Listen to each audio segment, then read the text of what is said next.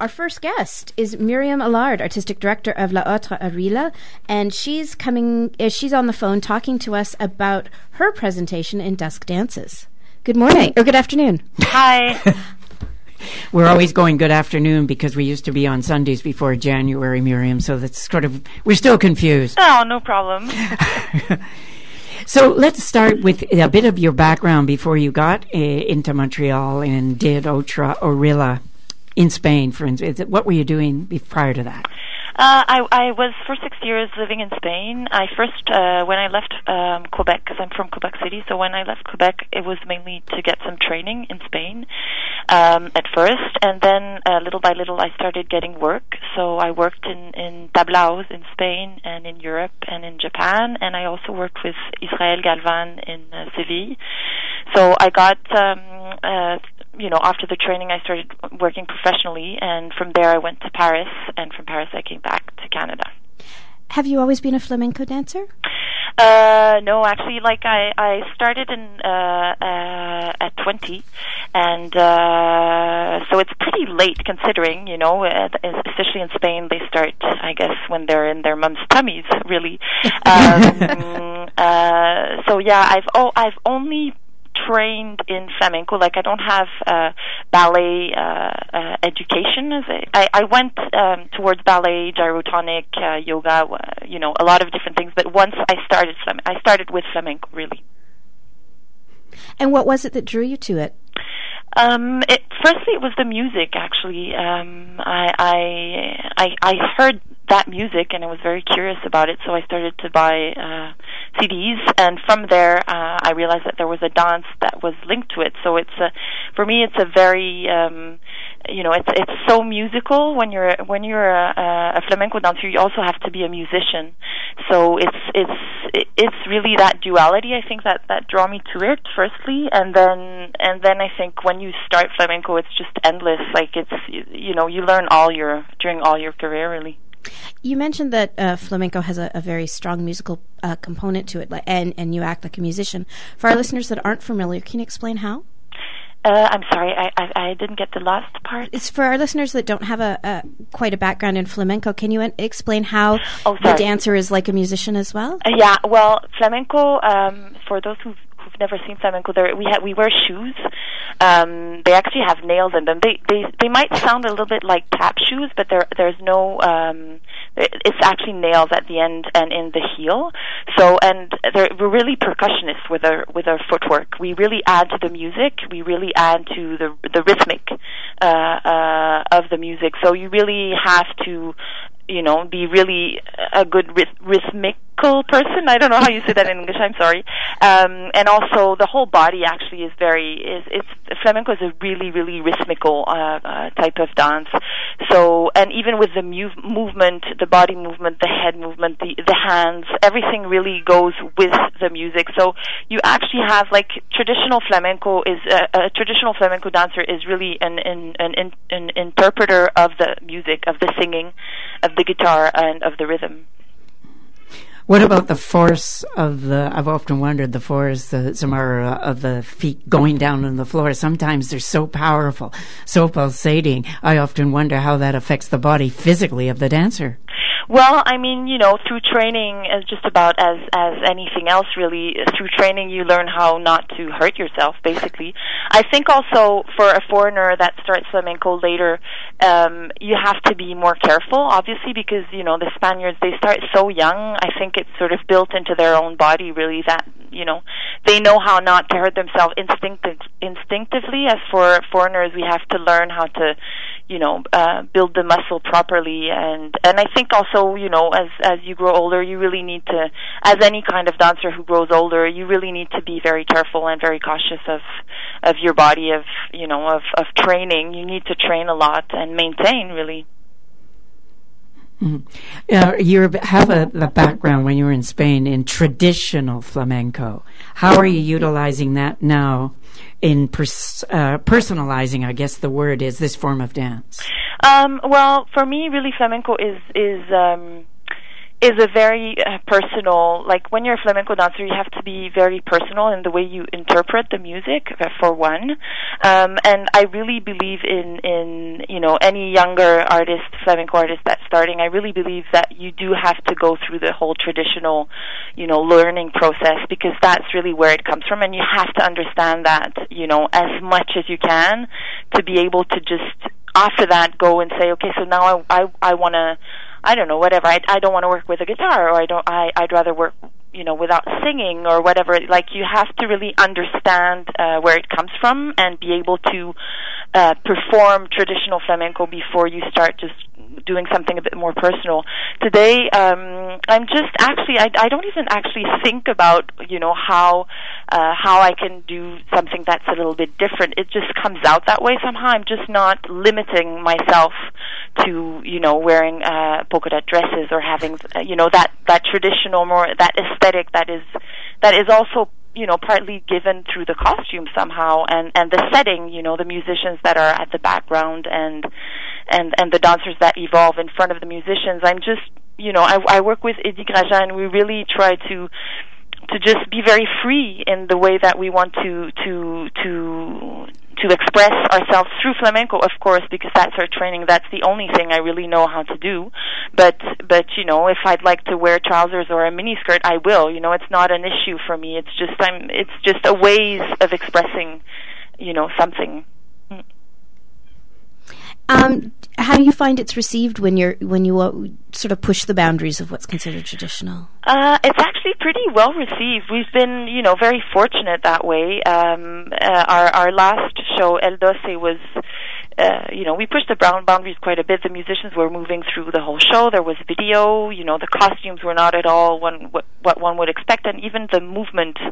I really didn't. I wasn't thinking of a flamenco aesthetic.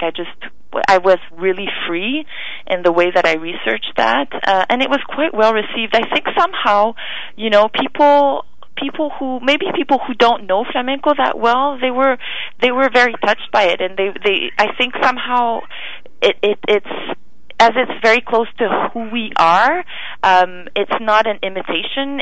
We're not trying to be somebody that we're not. We're just trying to go from ourselves and say, okay, so what would we like to say with this show? And it really was well received. We were very fortunate this way. Now, how would you describe the way you work with the musicians to try to get the right atmosphere in a focal point for the shows? In flamenco, that's how we're very traditional that way in the work that we do with La Otra, because the singing gives a lot of cues. Like, if we do a seguiria, it's very different than if we do an alegria. So the style of singing we choose, the style of the piece we're choosing, already gives a lot of cues on the atmosphere, on what we're trying to say, on the mood. So that in itself is very, very rich, and we don't even need to go, to go very far to find ideas, because the music in itself and the singing gives a lot of energy. And from there, I guess we're just, depending on which piece we're working on, we'll just say, okay, well, we'd like to, we'd like for it to have a tension that evolves from very little to a lot. That's just an example, but we're just, I tried to work with the musicians and really be. I really try for things to be very organic. So if the musicians, they obviously have a lot of input to give also, because it's not a solo. People talk a lot about you're a solo dancer, but I really am not. I work with musicians, and they're really part of the piece completely. I always find your work also very visual, very that has an aesthetic that really is pleasing to the eye and very crafted. How would you describe your use of background in sets? That I work with EviDance, and he actually directs. We direct together the company. He has a lot of. In that sense, with the video mainly, he has many ideas. Eddie loves cinema, so he's very, that kind of aesthetic. He's the one who really directs that. But I guess I would say we try to, for our pieces, to not to be static, because sometimes flamenco, because of the fact that the musicians are, the traditional flamenco, the musicians are at the back and they're sitting down, it makes it very linear. You're facing front, and that's about it. And of course, I love traditional flamenco, and I will always continue doing it. But for a more theatrical piece, we try to sort of get out of that, static mise en scène. So that's one, and then I think also the use of video. Makes the person in the audience really be able to it's sort of a trip we're doing, a journey. So I think it takes the audience somewhere else. They can invent their own scenario, really, because the images are really, they give a lot. They put a lot of ambiance in the shows, and we've worked very closely with the video artists that we worked in the last piece, to make sure that the video would not take over the dancing and the physicality of the musicians on stage, because I've seen a lot of video in dance, and it's very hard on the dancers, I find, because sometimes your eye is so drawn to the background, to the videos, because it's so big, right? So we worked very closely with the video artist to make sure that didn't happen, that it really served the dancing, that it wasn't, all about the video all of a sudden. Now, all this, of course, changes drastically when you go into an outdoor setting, like, say, Nielsen Park and Earls Court Park. Yeah. So how are you working in an outdoor setting? Well, for Cercanía Uno, which is the piece we're presenting at Dusk Dances this year, we really went back to the essence of flamenco. We really, obviously we knew we were creating a piece that was in a natural setting, in a natural background. So we just went back to, the intimacy of flamenco, where it actually comes from, which is, family circles, very, very intimate.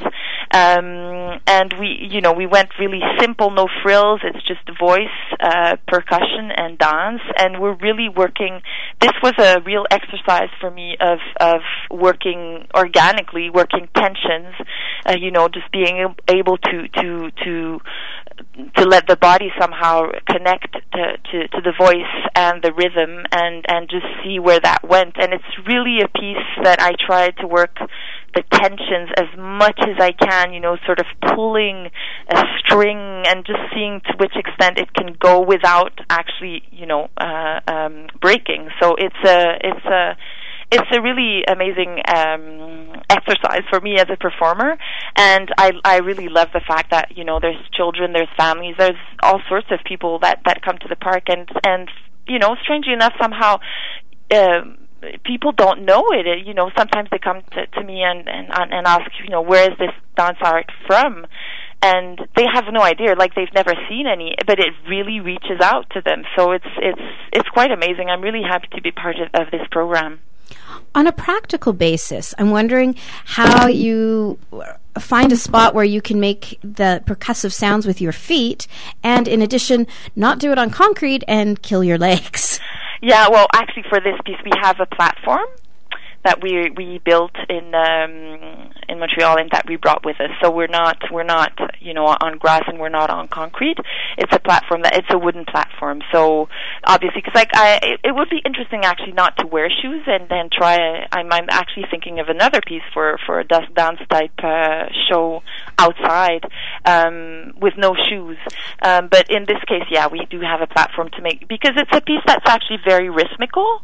It evolves towards that. It's very slow. It has a very slow start, but it really goes into a lot of footwork. So we really needed that platform. When you say we, who else is on stage with you? So I have Eddie Graja, who's the co-director of the company, who is singing, and Eric Breton, who's the percussionist. Okay, along with the percussion of your body, of course. Exactly, yeah. So, yeah, and the other sounds, too. That's one thing that performers are always talking about, the sounds of children, dogs winding up on stage, this sort of thing that happens inevitably during a park performance. Yeah, it's pretty Must be a lot of fun for you, too.